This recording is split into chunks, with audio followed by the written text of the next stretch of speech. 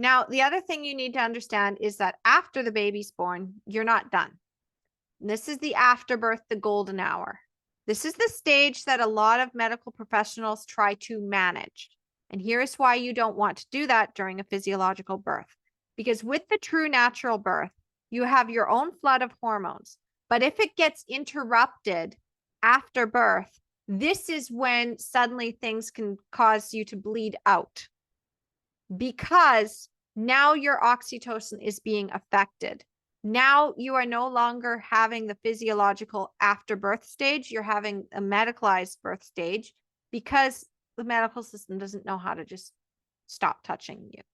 So if you say, I don't want anybody to touch me during birth, I don't want anybody to touch the baby, and I'm just like, they're basically just on standby, they're not actively managing, then you are more likely to be able to have that physiological final stage. Now, this looks like your baby coming out. You bring your baby to your chest and your baby does a breast crawl.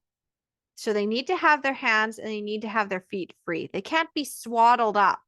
This is a big problem. It's like when people just take the baby and they wash the baby and they wash all the vernix off, and then they vigorously rub that baby. That baby is now being interrupted from the instincts that they need to do, which is to crawl and latch onto your breast on their own.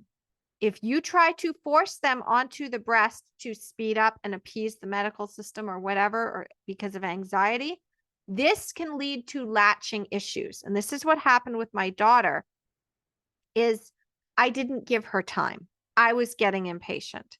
And because I got impatient, I'm like, I just want her to latch onto my breast right now, nurse, and she's not doing it.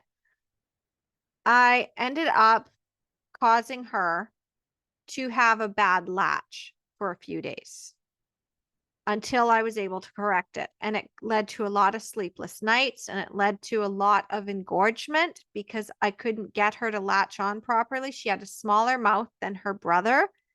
And yes, she did have a lip tie and she had a little bit of a tongue tie, but that doesn't necessarily mean that breastfeeding is ineffective. What it means is that baby just needs to navigate their own way of being able to get onto the breast. And I didn't give her the opportunity to do that.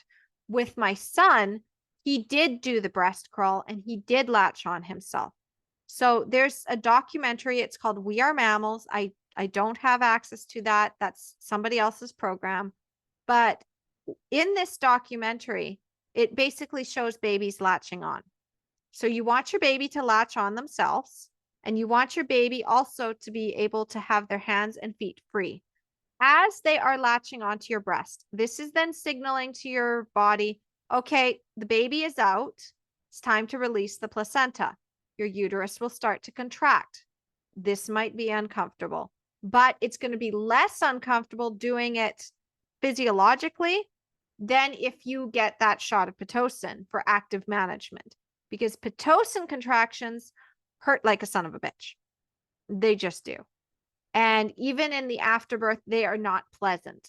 So I actually wish that I had not had the shot of Pitocin at my home birth, because that kind of ruined the rest of my experience, because my recovery and postpartum that night was just like, oh my gosh, these just hurt so much. And the baby is not on me, but these hurt so badly.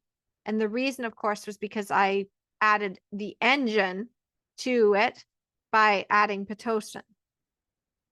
My clients, however, they don't do that. They don't have Pitocin at their births. They tend to use either a tincture or they just wait and their uterus contracts. It's still uncomfortable, but it's not as painful as if you're using medical interference. The other thing with the afterbirth situation is that you talk about the fundal massage. Oh, people need to do the fundal massage. Your baby's feet are the natural way of the fundal massage. That is what nature intended. Nature did not intend some nurse to get on top and start kneading you like dough. That's not what was expected. That's not what would happen in the wild.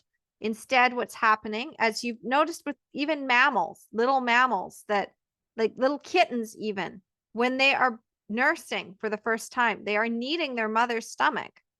So the uterus is naturally going to contract back down just from the baby doing their thing and nursing from you.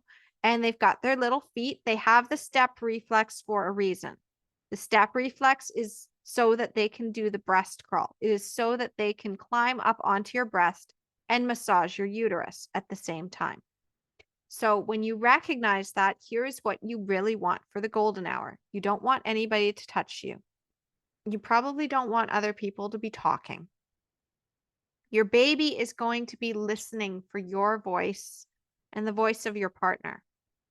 You want them imprinting on you, not on the doctor, not on the midwife, not on some nurse. You want them imprinting on you because that is going to allow them to be able to have that reflex of, oh, I'm on the outside and I need to breastfeed. If you interrupt this process of the golden hour, this leads to the breastfeeding issues, and this can also lead to complications for you and difficulty in releasing the placenta. Now, the placenta does not have to come out within 10 minutes or even 30 minutes. Sometimes it can be up to an hour and a half. If you check out the book, Home Birth on Your Own Terms, it actually talks more about releasing the placenta. There's also some herbs that are listed for releasing the placenta faster if you really want to do that. And I also suggest that you check out Dr. Jack Newman's Guide to Breastfeeding if you want to know more about the golden hour and how that affects breastfeeding. And that's pretty much all I have on the true stages of natural birth. And as I said, if you want to go deeper with this, I do have some recommendations. So going deeper into the true natural birth, you want to check out Ina May's Guide to Childbirth. It's a classic. Home Birth on Your Own Terms by Heather Baker, and Reclaiming Childbirth as a Rite of Passage by Rachel Reed. These are the 3 books that I recommend to all of my clients. They're the ones that I go through the most, especially consulting when attending their home births if I am doing it as a virtual doula, or when they're doing it on their own, I give them those reading materials. These also go into a lot of detail about the variations of true natural birth. So it's not the textbook definition. It's more holistic minded. It's showing you the different ways that birth can happen. Ina May's Guide to Childbirth also has positive birth stories. Home Birth on Your Own Terms has got a how-to guide on how to have an unassisted birth. So even if you're not having an unassisted birth, I do recommend this book because it helps you in recognizing how emergencies are actually handled at home versus the hospital. So you can be like, oh, I don't need to use this hammer for this thing because a nail will do. And also with Reclaiming Childbirth as a Rite of Passage, it goes into the deep dive of how physiological birth works. It goes into this composite story of Eve, who is the mom who is out in the wild having a natural birth. And it also talks about where we got into this medicalized version of birth and how it all comes in with historical context. So those are the ones I would recommend. As I said, this is going to be a deep dive training and I meant it. So if you are like, oh my gosh, that was a lot to absorb, now would be a good time to take a break, go and check out your workbook, and maybe start thinking about what you want to do in each stage of labor because there are journal prompts inside of the workbook. And then when you're ready, you can come check out the comfort measures for labor. All right. I'll see you soon.